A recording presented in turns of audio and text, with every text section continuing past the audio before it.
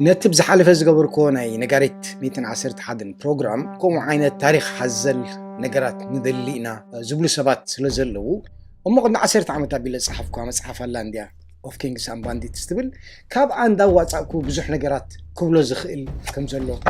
تعذب له سلازي سابزا مصحف بوحد 3 زانتا زغون وي 3 بروجرام زاكل صحفات دس ندابلني كوم اخبر نلو محزلكم زلو ግን بزعبا وقع حل كمان وقع يكون مغنياتو نت مغيرات زبحال بزح نقرات زقيري في تاريخنا إريترا بزعبو وقع لكم يلو بسنة كتال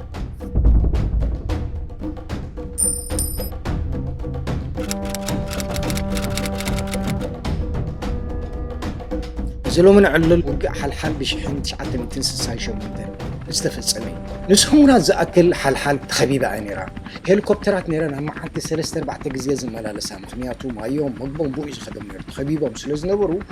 التماوش زنبرو كمان دسيم اريتراويان عمر ازازم بقى نايتي تاع اي كفله تباهيل زفلت زنبري ناي جبهه اما اقل حمش زوباتات ندينرو تحنت زوبات تخاليت تبهل كابتن زحيلا زوباتات زنبرت يا عمر ازازي خانا ازازي انيرو خبابا مس دونغوي التماوش زنبرو فنصيقوم كوص يفتنو بدغ خاني مدقعت سلازنبري قرب غزي وسيدو امو نغو يوري زمص زنبري خمز تغيرو خمز تفطيرو زبل وريتات بزحي زناو صوريتات يمص نيرو حج وق تغيرو جبهاس كمزلاتا اطفيو ما ام زبل ورا مصيو كل سب سنبيدو مጨረሽኡ ተማብ حلحال تخردينوم زنبرو وتادرات ببزحي نكرن مصيوم شعو اكدادنኦም ገለመሊኦም ዝነበረ بتعم دسنبدي مخنياتو ننوح غزي خقطو طرح انت زي كوينو خدانون كقير خمان غزي اينبرومن دخامي رغصوم طميت رغصوم ግን كم وتادر اب باراتنا بنداسوانيم تزرغيحوم كبعلو جميروم معاتو جعجع عينيرو كتما صنحو طر سراويتون تحويسوم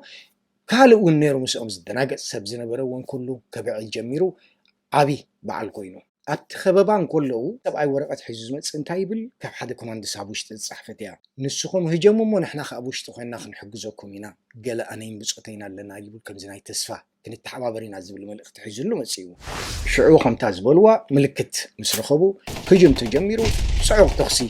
تغيرو كنت حجز وش زبحال زنبر يصبنيرو اتحجز كن اي مصن أقول تريفهم نقدمت صلايت كسلهم الله تم بوش تزنبورو كوماندس باوز عندها تكوسو كل تزلوا وتا فريو جميرهم وقلب قلب بابلون بقى بزح قدات اوريدهم لهم ماشين غان زلو اوزي زلو قل زلو بقى ازنيبهم لهم بزحات قا تسوي ماتي غول عمر ازازون توقيو كلتا سبات كابو صحيبه مال علوم وسيدمون مقديني دبر سالاز بحال كلينيك نيرو ابو سدو تبايلو نوحيو قرباي كونن اب غصوم انداخد كله اب مقد تسويو بزحات هلو اب قد لزرخبكو ماتو زنبرو خباب زنبرو اصبيو مفروض تزلوم كاباتهم زاكوكويو اززانتا عمر از قدات زمسراي خمزي واصو مسفلت ام قرقراتيوم سلزنبرو بتعميم تغوديوم ابت معلتتي تقصري 49 يبهال 56 ون يبهاليو قصري سوات انا جن بعيني زقصركم 46 يمتم كرمصيوم ام قدي استسطحوا بزعبوا انك لكم اما جرشا قالوا انتايلو دحر موقع توتي جنالو بخيت فوق كله قالسي نوحيو سبن يتنادحوا انصحوا قلت اذا صحابوني كابونيو كزارب اي كالن ندبر سالا زبح دوسدو كله اما قدي يتسويو ازي كابتوم اب قربا زنبرو سبات وياب تحتيو دسرحو زنبرو سبات زعللونيو نصبحيتو قطري ورته نزح بتختمه شفاتو يزبحال نيرو معات شفاتو مصيوم ابزي شرعو زلو زغون مقدي كتريو تقربو تباهيلو تسب كله تقريبا نيرو ግን تقصري بتعمي بزحيو بزحن تغوديوم قليلهم كاب تحاغوس نايتوم سراوت ኢትዮጵያ خاني اب غصوم يرأس لزنبرس بزح قدات تاوري دبليوم يمزبل طرطرا سلازنبري كل خاني بيتسب وي زفلطو وي دقو وي احواتو عرفت قلي ابجب هذه نبرو اي نبرنا بتغزيتي كل سب تشغلي وعيلي شو معلتي دحر ساعه سلسته قلبيلو يخون مكاين تريساتات حزا تمص حجب تغسيتي بامون نغيركم نيري كل غزي انت امز غبرلهم كيچنو انتي ريسا ديديتي امزي نسنسلهم حج انت اخاتري صعدا حمخش تچناناتو انا برتعي ديديتي خاني ناي طنطو مقتلي تباهيلو انصلا عسوز غبر زنبره وفراي حجس معات ديديتي نير بتختما امو زي خانتهم ማዘጋጃ ቤት እንዲዮም ዝቀብሩ ዘመላለሱ ዝነበሩ እቲ ሬሳ ከይጨኑ ብኡ ገይሮም ይስንስሎም ዲዲቲ ክንስንስሎም ከለዉ ሕጂ እቲ ደም ጠልቂ ዝነበረ ነፍሶም ወይ ተበጃጅሉ ዝነበረ ኣካላቶም ኩሉ ነቲ ፃዕዳ ስለዝስሕቦ በቃ ጭቃ እዩ ዝመስል ከምዚ ግሬይ ጭቃ ዓይነት ፃዕዱ እዮም ዝመስሉ ጨና ከዓኒ ናይዛ ዲዲቲ ኢለኩም ብቀዳማይ ጨና ሞት ትመስለኒ ነይራ ኢለኩም ከምዚ ብዝሒ እዩ እዚ ሕጂ ገለገለ ዝዕለኩም ዘለኹ ግን መዓ ኣታለ ካብኡ ዝርኢኽዎ ካብ ወዲ 6 ዓመት ከለኹ ጀሚረ እንዳርኢኽዎ ዓብየ እዚ ከምዚ ዓይነት ምስጣሓ መገዲ ገለመለ ዝነበረ anyway ሕጂ ኣብዛ ናይ ሓልሓል ክንመፅእ እዛ ሕጂ ዓበይ ህንፃ ተሃኒፅዋ ዘሎ ኣብ ጂራፊዮሪ ዘላ ቦታ ቅድም ጋራጅ ናይ ሰታዮ እያ ነይራ ታደው መበለት ግን ናይ ሓጂ ሓሰን እያ ነይራ ሓጂ ሓሰን 2-3 ኣውቶቡስ ነይረንኦም ንጎሆን ተሰነይ ዝኸዳ ሕጂ በኣ እንደው ዝብላ ነይረን እታ ፌርማታ ናይ ሓጂ ሓሰን እያ ነይራ እሞ ሽዑ መዓልቲ መዓት ሰብ ኣራጊፋን መዓት ሰብ ፅዒነን እየን ከይደን ኣውቶቡሳት ነቶም ስዋኣት ናይ ሓልሓል ኣምፅኦም እምበኣር ኣብዚ ማርሻ ቤት እኦም ዘፋቢሎም ሰሪዖሞም ርእሶም ኣበይ ዝኸውን ኣብቲ ማርሻ ቤት እዩ ከም ዝብል ዝትርኣስ ነፍሶም ከዓኒ ኣብቲ ፅርግያ ሕጂ ሪጋ ገይሮሞ ሜም ካብ ጫፍ ናብ ጫፍ 46 ቆፂረ እዮም ባዕለይ ሰሪዖም ኣስማቶም እውን ኣለኒ ሕጂ ዝርዝር ኣስማት ናይቶም ኣብኡ ዝተሰውኡ ተጋደልቲ ከም ብበልኩም እየ عمر حامد إزاز عبد الله عمر محمد عبي عثمان حمد عبي عثمان عبد الله صالح حامد نور ولدو جابر ولد جابر أبراهام يوحنس بخيت صالح حامد نور آدم أبو بكر الشيخ إدريس عثمان عبيلو أحمد محمد شوكاي آدم درع إسماعيل عقبيس حامد أبو بكر إبراهيم سمهراي آدم علي نور إدريس إبراهيم محمد إدريس أبو بكر علي بقيت إبراهيم محمد نور إدريس إبراهيم أسناي محمد نور إدريس سعيد درار حامد علي محمد درع حوار شيخ محمد نور شكر هارون كرار يا أبو نافع هارون محمد كراب محمد علي سعدة محمد سعيد عثمان محمد صالح إدريس توتيل محمود محمد آدم إدريساي محمد سعيد إدريس سليمان محمد جمع جميل محمود عثمان علي بخيت محمد خير محمد عثمان محمد درع محمد صالح جمع محمد سعيد عبد القادر محمد جمع ياسين منجوس محمود إدريس محمد حاج محمود صالح محمد علي عمر عبد الله محمد إدريس محمد نور سعيد محمد عبد القادر صالح محمد ناشح صالح إدريس آدم صالح محمد صالح آدم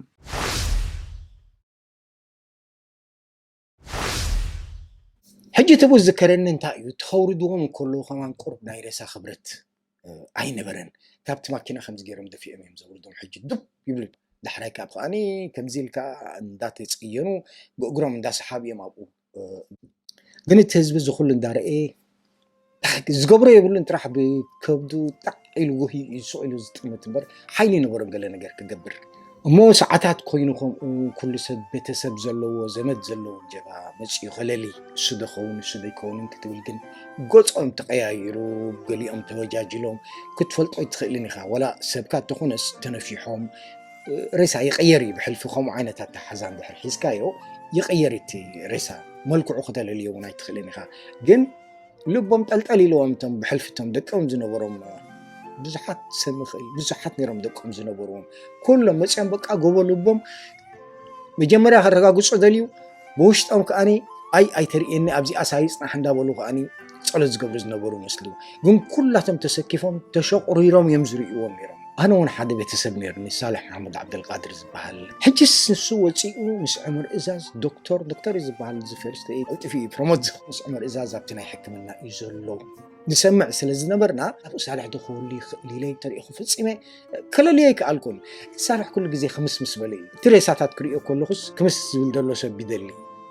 ከምዚ ዝብል የሎም ገሊኦም ተወጃጅሎም መልክዖም ተቐይሩ ከምዚ ዝብለኩም ዘለኹ ድሕሪ ነዊሕ ዓመታት ካልእ ሰብ ዝፈልጦ ኣይ ኣብኡ ይኮነ ሳልሕ ኣብዝን ከምዚ ተሰዊኡ ኢሉ ዝነገረኒ እምበር ኣነ ብልበይ ኣብታ ናይ ሓልሓል ምስኣቶም ተሰዊኡ ኢለ እየ ዝሓስብ ነይረ ግን እንታይ መለስ ኣለዎ ኩሉ ሰብ እዩ ኩሉ ቦሎ ኩሉ ሓዊ ኣለዎ ኩሉ ክብረት ኣለዎ ሬሳ ከምኡ ጌርካ ክድርበ ከሎ ብጣዕሚ ዘጉሂ እዩ ግን ከምኡ ዓይነት ፀላይ እዩ ነይርና እሞስ ኣብ ትሕቲ ከብሪ ፎኮ ስለ ዝዓበይኹ ሰዓ 6 ከዓ ከብሪ ፎኮ ስለ ዝኾነ ግዜ እንዳተቀራረበ መፅእ ስለ ዘሎ ግልብጥ ኢለ ንገዛይ ክኸይድ ከለኹ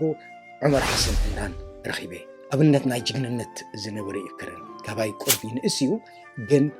ከም መሰታይን ካባይ ዝዓብን ገይረ እዩ ዘኽብሮ ነይረ ብጣዕሚ ጅግና በዓል መዓንታ እዩ ብዛዕባኡ ዝገበርኩ ኣብ ነጋሪት 56 ኣብዚ ሊንክ ክገብረልኩም እየ ሕጅስ ሰላም እብሎ ኣለኹ ወላ ሰላም ኣይበለንን ኢሉ ሳብቲ ሬሳታት ገፁ ኸይድ ኣብቲ መጀመርያ መስርዕ ከይዱ ኢድል ዒሉ ኣፉ ይንቀሳቐስ ሪእኻ ግን እንታይ ከም ዝብል ዘሎ ኣይትፈልጥና ንዛ ኢዱ ከምዚ ምስ በለት ዓይኑ ከይተፈልየት ካብቲ ረሰታት ኣብቲ መጨረሻ ምስ በፅሐ ምልስል ከምዚ ልጠሚትዎም ሽዑ ናባይ ገፁ መፅዩ ብሓንሳብ ከድና ክሳብ ጥቃ ገዛይ ተጠማሚትና ሌላ ስዒዳ ኢለዮ ኢልኒ ገዛይ ከይደ ንሱ ንገዝኡ ከይዱ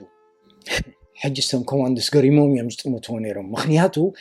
ከምቲ ናቱ ዓይነት መዓንጣን ከምቲ ናቱ ዓይነት ጅግንነትን ክርድኣኒ ኣይክእልን ናይ በይኑ እዩ ነይሩ ናይ ዑመር الله يرحمه ንፅባሒቱ ኣብ ትምህርቲ ኮለና ተኽሲ እንታይ ኢልና እንተሓተትና ናይ ሓጎስ ተኽሲ እዩ ተባሂሉ እቲ ሓጎስ ከዓኒ ተለንተ ካሳ ናይ ሓልሓል መራሒ ዝነበረ በቲ ዝገበሮ ዓወት ካፕተን ኮይኑ ሻምበል ካሳ ተባሂሉ ናቱ ሓጎስ እዩ በዓል ዝግበር ዝነበረ ብኡ ከዓኒ ተተኪሱ ሽዑ ሰንበት መዓልቲ ቴንዳ ተተኺሉ እታ ብሎክ እታ ጥቃ ፓላሶሪቫ ዘላ ኣብኣ ቴንዳ ተተኺሉ ሰዳታት መፅዩ ሰቲ ተነስኒሱ ካልእ ነገር ተቀራርባ ዝነበረ ወታደራት መፅዮም ነዛ ጅራሶሪ ኩላ ከቢቦማ በብቦትኡ ደው ዝብሉ ፖሊስ ገለ ነይሮም ሽዑ ኣስራት ካሳ መፅዩ ኣስራት ካሳ ምስቶም ዝነበሩ ኩሎም ቶም ሓለፍቲ መዓዞም ባሊቃታት ዘለዉ ቶም ዓበይቲ ሓለፍቲ ዝነበሩ ካብ ኣስመራ ይኹን ካብ ኣዲስ ኣበባ መፅዮም ኮኑ ይፈልጥን ግን መዓት እዮም ነይሮም ኩሎም መፅዮም ኣብኣ ኮፍ ኢሎም ኣብታ ቴንዳ ዝብለኩም ዘለኹ እዛ ቦታ ከዓ ስቁኢላ ኣይኮነትን ተመሪፃ ምክንያቱ መዓት ጎልጎላት ነይሩ ግን ንዓ ብፍላይ ዝተመልፀትሉ ምክንያት እንታይ መስለኩም ኣብ ኣርባዓታት ህዝቢ ፅሕፈት ናይቲ ሃገራዊ ሓይሊ ራቢጣ ልእስላሚያ ዝበሃል ናቱ ቤት ፅሕፈት ዝነበረ እዩ እቲ ቴንዳ ኣብኡ ክግበር ዝተወሰነ ከዓኒ ናይ ፕሮፓጋንዳ መልእኽቲ ነይርዎ ኮይኑ ግን ሰብ ተኣኪቡ ይፅበ ነይሩ ትሬሳታት ተላዒሉ ይሽዑ ተቀቢሩ ክቅበር ከሎ ብቶም ክበት ጠቅሊሎም እዮም ዘእትውዎ ነይሮም ኩላቶም ከዓኒ ወላቶም ክርስቲያን ይኮኑ ወላቶም ኣስላም ይኮኑ ኣስላም እዮም ስለዝበሃሉ ኣብቲ መቃብር ናይ ዳዕሪት ናይ እስላም እዮም ዝቅበሩ ነይሮም ፈፂሞ ሓደ ተጋዳላይ ካብዞም ዘንጠልጥልዎ ዝነበሩ ክርስቲያን እሞ ከም ሃይማኖቱ ክቅበር ኢሎም ዝሓተትሉ ሰብ የለን ምክንያቱ መን ክዛረብ የለን ስለዚ ኦኬ ኩላቶም ሽፍታ እስላም እዮም ኣብቲ ናይ እስላም ቅበሮም ዝብሃል ነይሩ ከምኡ ዝግበር ነይሩ ሕጂ ኣስራት ካሳ ምስ መፀ ፓሬድ ተጀሚሩ ፓሬድ ከዓኒ ጦር ሰራዊት ኮማንደስ ፖሊስ ኩሎም ቶም ዘለዉ ሰራዊት በቃ መስርዕ ገይሮም ተሰሪዖም ኣብ ቅድሚ ኣስራት ካሳ ሰላምታ እንዳነስኡ ይሓልፉ እቶም ናይ ጦር ሰራዊት መን መርሖም ነይሩ ሜጀር ብቹ ሻለቃ ብቹ ዝብሎ ብቹ دحريا بسمرة تقتلوا بحدا بار سرحي زنبرت بزح سبي زفلتا نسي زمرحم نيرو أنا صبي غايز فلتو جنا بكال جزيخ علكم يبزعبو حجي أبقدني أم بدحري زلاتهم سراويت كأني يسعبو دحريا كوماندس كأني بمرحتهم مصر عجيرهم يسبيج أبج والله قال ملي زناي كبر زبنيا دي ناي بوليس قال خلاص مرة مش نيرهم زم موسيقى زوقعوت مارشين باندز نيرو أبى بعلي تجر وعيلو أبتو ديسكرو أسرت كاسا بعلي معرض ناي شامبل مثل انتكاسا ذهبوا إذن بقى حدا كابتي عبي عود ناي كوماندس تبعي زقود صريو كوماندس كأنا بحالية ناسرات كاسا سلسة مسرته بتعم زخرعه نجري نيرو بزح إذا مسجنهم زنبري زي يمانا إجان هوي انتايدون دبل كان معات ديسكوري نيرو بزح تحقسوا نيرو تم كوماندوس ون فليز بلفنان رخيبهم وتهدرات سلزقونو التي وتهدراوي إياه نسي زاخلهم سلازم سلز تعوتس حقوسات يوم نيرهم يبل مبزحتهم سلز ست زنان ايكواندس كابشعو جميرو زيادة كل علز جمري قد ميو هنا دحريو غانت زقب روز نورو كماندس كم انستيشن كاني بزح نفلطينا نيرهم قال سواد دسقا ونريهم زنبرنا نيرهم نابنتا صبق ازفوتون بزعبا كماندس علكم الله حدا بزعبا ردع لكم نيرز حلف غزي قال ايون الله كيدان زبال ناي مچرش قرباي زنبري قلعي شعوتات زون قال اذا انت اي تاثيرهم كلكم بزح حجزنيهم تهزب بطعم حماق تسمعوا مخنياتو نايتهم 46 سوء اطرح كي اكل عمر إزازو مسؤول تسويو التوم كالوت كأني مراح زي بلهم ده تريفهم قلي خموتات دابلت حساس واسد بزحيو يشغل نيرو إذا خي أكل كأني تبديها خي تبصعيل كأنا أسرات كاسب ومسيو أبقدني كنا فحم الجمرة بتعمل جوهيتي هزبي إذا بقى خمس عابي موقعتي أخوين عابي بسلا قد يفلون التسب بقى خمسي فيشن نفخين تسمعوا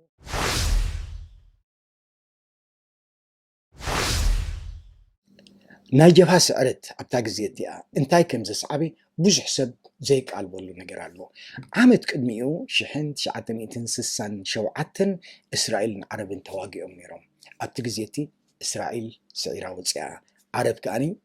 أمجأهم دميهم ደኒኖም እዮም ዝኸዱ ነይሮም ስለዚ እቲ ምስ እስራኤል ዝተሓባበረ ዝነበረ ሰብ ፍናን ይስምዖ ነይሩ ኣብዘይ ወጊኣና እንዲና ንሓምም ነርና ኩሉ ግዜ ሕጅስ እቲ ናይ ኢትዮጵያ ወገን ብምኽንያትን ብዘይ ምኽንያትን ኣብ ጎኒ እስራኤል እዩ ነይሩ ምክንያቱ ዓረብ ክሳብ ሕጂ ይብልዎ እንዲኦም ዓረብ ተሸጥኳት ገለመለ ይብሉ እንዲኦም ነቶም ዓረብሲ ከምዚ መቐናቕንቶም ከምዚ መባእስቶም ገይሮም እዮም ዝቆፅርዎም ነይሮም ስለምንታይ ንጀብሃ ዝሓገዝኩም ካብ ዝብል ምክንያታት እዩ ስለዚ እቲ ውግእ ናይ ዓረብን ናይ እስራኤልን ዓረብ ምስ ተሳዕሩ መብዛሕትኡ እቲ ጎኒ ሃይለ ስላሴ ዝነበረ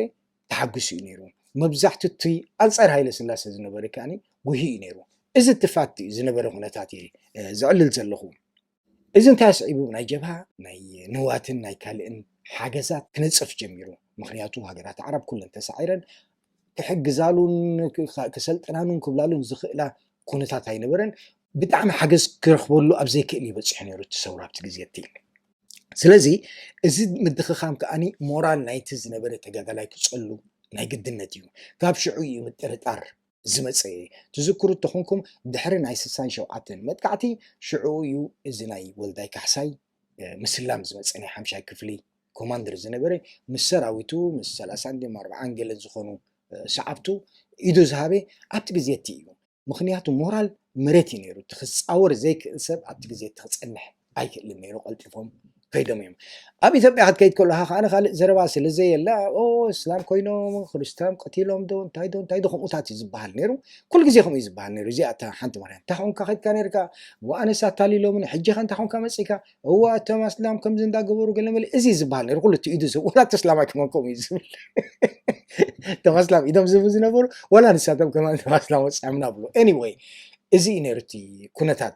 ኣብዚ ኩነታት እዚ ከዓኒ ናይ 2 ዓመት ምስሕሓብ ተገይሩ ኣብዚ ኩነታት እዚ ናይዚ ሳዕቤናት ናይዚ ፅልዋ ናይዚ ስዕረትን ናይዚ ድኽመትን ዝነበረ ናይዚ ፖለቲካዊ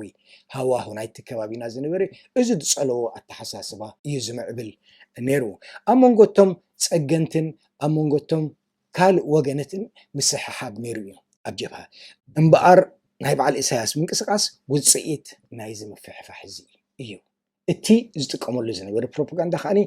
እቲ ቅፅል ፀንዐ ካብ 67 ጀሚሩ ይቕፅል ዝነበረ ካብኡ ሓንቲ ዝፍለ የብሉን ኣብቲ ግዜ እቲ ከዓኒ እዚ ገስጋሲ ስነ ፅሑፋት ወይ ስነ ሓሳባት ኣፀቢቑ ይተኣታትዩ ነይሩ ኣብ ሰውራ ኤርትራ ሽዑኡ እንታይ መፂኡ ምስሕሓብ መፂኡ ገስጋሲ ክንፍን ኣታሓርሓሪ ክንፍን ዝበሃል ከዓኒ ኣብኡ እውን ምስሕሓብ ነይሩ እዩ ዓይነት ብዓይነቱ ምስሕሓብ ኣኸቲሉ ኣብ ገለ ናይ ሃይማኖታዊ ናይ ኣውራጃውን ምስሕሓብ መፂኡ ነይሩ እዩ እዚ ከዓኒ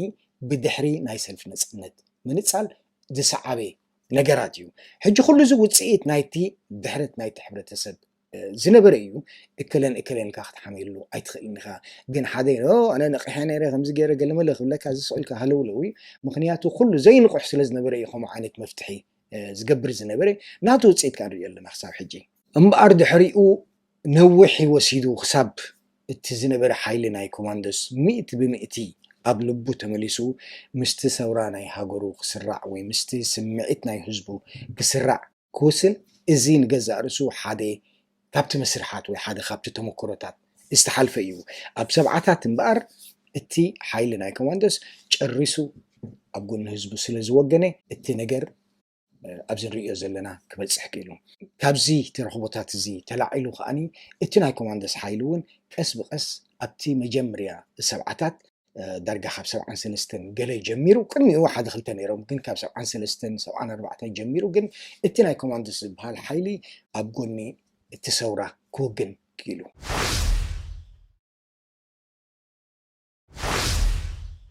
ሓልሓል ግን ኣብነት ናይ ፅንዓት ኤርትራዊ ተቃላሳይ ኮይና ተሪፋ ኣብ ዝኾነ ከምኡ ዓይነት መጥቃዕቲ እቲ ዝርከብ እንታይ እዩ ኢዱ ዝህብ ኣይሰኣንን ተወጊኡ ዝተሓዝ ኣይሰኣንን ምስ ፀበቦ ከዓኒ እንታይ ነፍሰይ ቀተልኩ ኢሉ ብቐሊሉ ዝሃድም ወይ ዝብል ኣይትስእንን ካብ ዝኾነ ውግእ ሕጂ ንሕሰብ እሞ 46 ተጋደልቲ ዝተሰውሉ ስዕረት እዩ ኣብቲ ግዜ እቲ ሰራዊት ጀብሃ ተሳዒሩ ማለት እዩ ግን ሓደ ሕቶ ኣሎ እቲ ጀግንነት ናይ ኤርትራዊ ክገልፀልና ዝኽእል ኩላቶም ብጀግንነት እንዳተዋግኡ ሞይቶም ወላ ሓደ ኢድ ይሃብን ወላ ሓደ ይተታሕዘን